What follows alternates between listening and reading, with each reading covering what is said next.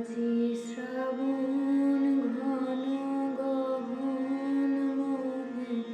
গোপন তব চরণ ফেলে নিশার মতো নীরব ওহে সবার দিঠি এড়াইলে শ্রাবণ ঘন গহন মোহে প্রভাত আজি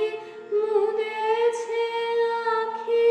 বাতাস বৃথা যেতেছে ডাকি প্রভাত আজি মুদেছে আখি